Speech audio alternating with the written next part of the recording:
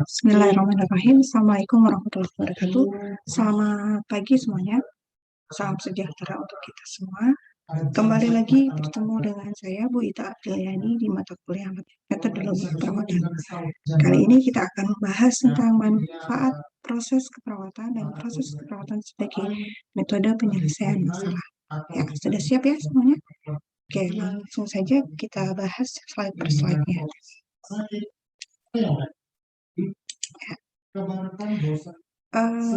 Sebelumnya sudah dijelaskan oleh Bu Arni ya di subbab di bagian ini tentang bagaimana pengkajian keperawatan, kemudian pengertian proses keperawatan, tahapan proses keperawatan. Dan kali ini saya masuk langsung ke manfaat proses keperawatan. Ya. Proses keperawatan bermanfaat yang pertama untuk mengidentifikasi kebutuhan pasien, di mana kita tahu pasien itu adalah makhluk yang unik dan responsif ya pada hal-hal yang berhubungan dengan pasien. Ya. Unik dan responsif pada pasien ini terhadap masalah-masalah dinyatakan sebagai diagnosis keperawatan yang mempengaruhi tindakan dan rencana keperawatan yang diperlukan. Kemudian manfaat yang kedua dari proses keperawatan sendiri adalah untuk menggabungkan dan mengorganisir informasi yang dikumpulkan dari beberapa sumber menjadi satu sumber umum, sehingga pola-pola kesehatan pasien dapat dianalisis dan masalah-masalah dapat diidentifikasi. Manfaat yang ketiga adalah meyakinkan garis besar informasi yang ada dan untuk bertindak sebagai poin referensi dan untuk mengukur perubahan-perubahan pada kondisi pasien.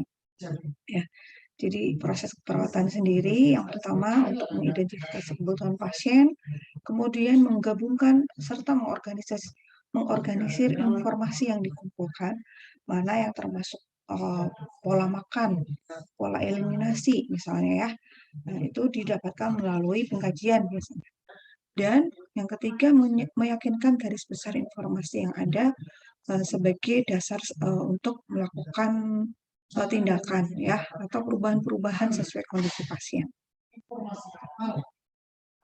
Berikutnya, manfaat yang keempat adalah mengidentifikasi karakteristik unik dari kondisi-kondisi pasien dan respon yang akan mempengaruhi rencana dan pemberian keperawatan. Ya. Kemudian yang kelima, mensuplai data yang cukup guna memberikan alasan akan kebutuhan pasien untuk perawatan-keperawatan. Dan yang keenam, manfaat proses keperawatan adalah memberikan dasar guna penulisan rencana keperawatan yang efektif.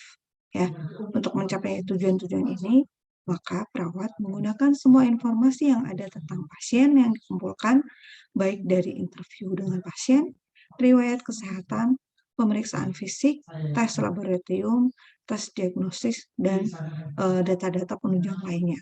Nah, pengkajian ini harus lengkap dan seakurat mungkin, sehingga nantinya perawat akan lebih mudah untuk menganalisis, mendiagnosa, dan menyusun rencana keperawatan yang ditujukan untuk mengurangi sakit atau gangguan yang dialami pasien. Manfaat proses keperawatan sendiri untuk perawat itu sendiri, bahkan pencarian perawat untuk masalah-masalah pasien dan informasi status kesehatan pasien tidak pernah lengkap. Maka penilaian keperawatan perlu terus-menerus untuk menemukan identifikasi masalah baru, juga perubahan prioritas klinis. Ya. Jadi terkadang meskipun kita sudah melakukan proses keperawatan dengan benar, tetapi pada hakikatnya kita tidak akan pernah bisa lengkap selengkap banget ya, lengkap sekali itu sepertinya tidak, sehingga tetap harus menggunakan data-data lain, baik itu dari pemeriksaan diagnostik maupun pemeriksaan penunjang dari interdisiplin lain. Nah, adapun manfaat diagnostik di sini adalah untuk menemukan atau mengidentifikasi kelemahan atau penyakit yang dialami pasien. Kemudian yang kedua, menentukan karakteristik atau kesalahan-kesalahan atas gejala-gejala atau fakta tentang suatu hal. Kemudian yang ketiga, sebagai pertimbangan dalam upaya pengendalian penyakit di lapangan. Dan yang keempat, salah satu upaya untuk mencegah dan menanggulangi penyebaran suatu penyakit atau wabah. Yang kelima, manfaat diagnostik sendiri adalah untuk mendiagnosis, ya, memberikan diagnosa apa yang dialami oleh pasien. Adapun manfaat perencanaan pada proses keperawatan, yang pertama adalah sebagai penghubung kebutuhan klien, ya.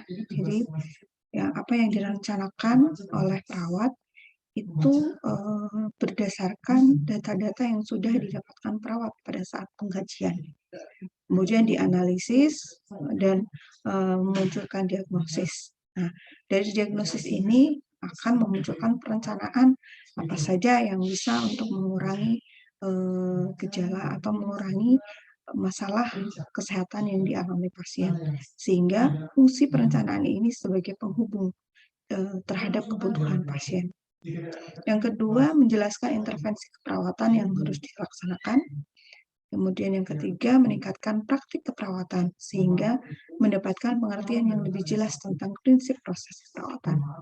Kemudian manfaat yang keempat adalah menjadi dasar pendekatan yang sistematis terhadap asuhan keperawatan. Adapun manfaat pelaksanaan intervensi, yang pertama adalah mengkomunikasikan secara nyata tindakan yang telah dilakukan untuk klien. Hal ini sangat penting untuk menghindari kesalahan seperti duplikasi tindakan yang harusnya tidak perlu, ya. Jadi kalau sudah pernah dilakukan oleh perawat sebelumnya, di shift sebelumnya, nah karena ada proses keperawatan, dokumentasi keperawatan, pada saat pelaksanaan nanti tidak perlu ada pengulangan lagi, kecuali memang itu dijadwalkan, ya. Kemudian quality insurance, ya, penjaminan mutu yang akan menunjukkan apa yang secara nyata telah dilakukan terhadap klien dan bagaimana hubungannya dengan standar yang telah dibuat, ya. Jadi manfaat pelaksanaan intervensi sendiri ini untuk menjamin mutu, ya. Apa saja yang dilakukan perawat, buktinya ada di intervensi. Kemudian melihat hubungan respon klien dengan tindakan keperawatan yang sudah diberikan. Ini melalui tindakan evaluasi klinis. Berikutnya, menjadi dasar penentuan tugas. Jadi manfaat intervensi ini menjadi dasar penentuan tugas.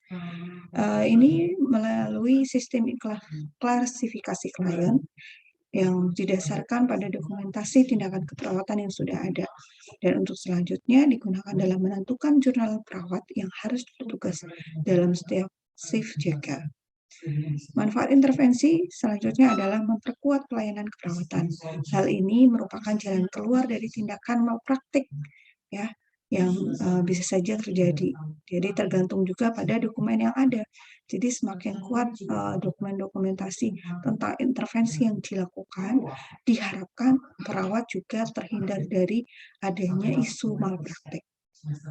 Nah, dokumen tentang kondisi klien, segala sesuatu yang telah dilakukan oleh klien dan juga dilakukan oleh perawat, itu sudah terlihat di dokumentasi intervensi dan implementasi.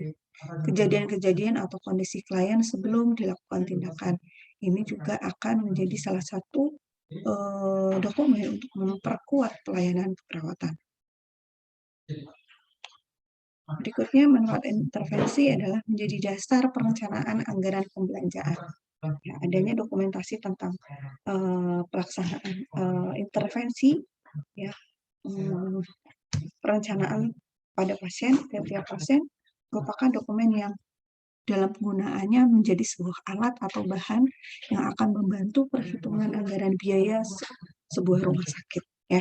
Jadi tidak main-main, ya, ketika kita melakukan perencanaan, berarti ketika kita mengatasi masalah pasien-pasien dengan luka bakar misalnya, apa saja yang diperlukan? Ada kasa, ada betadin dan sebagainya, ya, ada korentan dan sebagainya.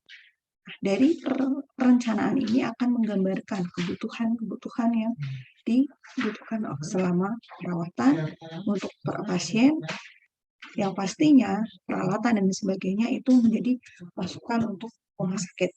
Ya. Nah, ada catatan keperawatan. Di sini digunakan biasanya menggunakan tinta yang jelas dengan huruf cetak bila tulisan tidak jelas. Penulis pada catatan segera mungkin setelah memberikan asuhan keperawatan. Menulis dengan sebenarnya bagaimana, kapan, di mana kegiatan dilakukan. Selalu membuat nama yang jelas dan paraf, ya. Jadi teman-teman harus mengingat ya, ketika melakukan intervensi harus ada nama jelas. Nama terakhir siapa, tanda tangan gitu. Catatan meliputi pengkajian, intervensi sampai evaluasi seperti itu, ya. Oke. Terakhir adalah manfaat evaluasi. Kalau tadi kita membahas tentang manfaat intervensi, berikutnya manfaat evaluasi. Evaluasi dalam proses keperawatan di sini bermanfaat untuk menentukan perkembangan kesehatan klien, ya. Apakah setelah dilakukan tindakan yang sudah kita rencanakan itu masalah klien berkurang atau bahkan malah bertambah, ya. Nah, ini harus dievaluasi.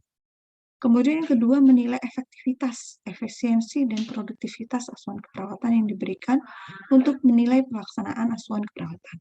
Jadi misalnya masalah pasiennya dengan nyeri, intervensinya melakukan teknik relaksasi dengan tindakan 2 kali 24 jam. Bagaimana hasilnya? Sudah sesuai dengan rencana? Nyerinya berkurang atau tidak?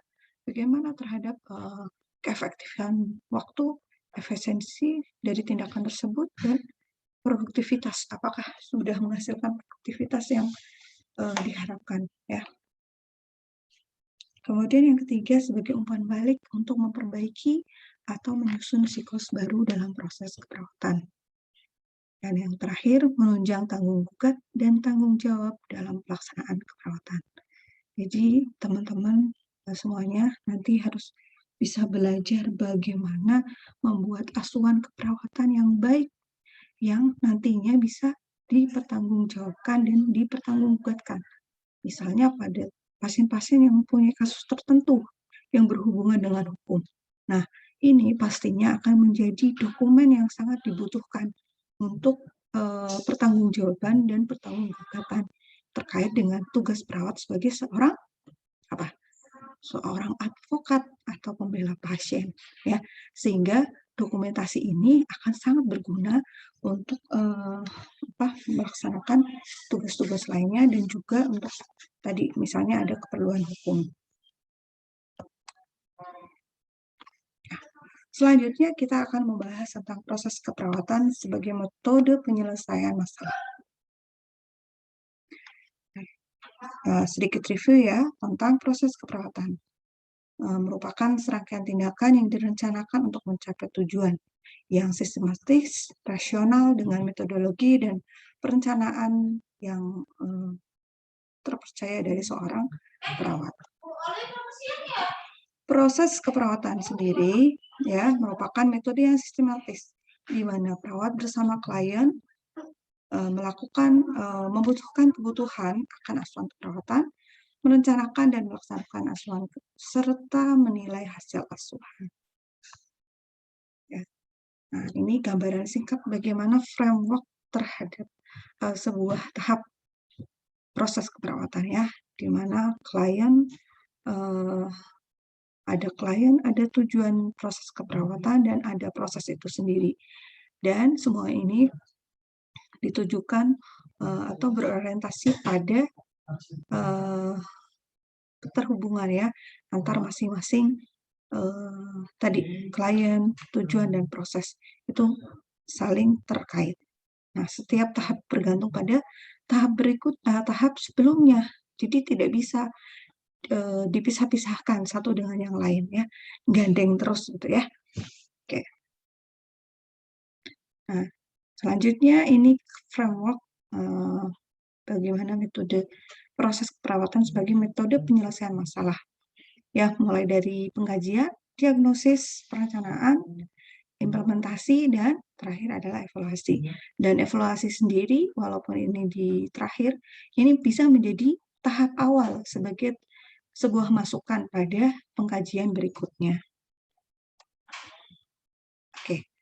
Baik, itu yang bisa saya jelaskan di pertemuan kali ini. Jika kurang jelas, bisa langsung chat di forum diskusi atau kirim ke email saya. Terima kasih untuk perhatiannya. Assalamualaikum warahmatullahi wabarakatuh.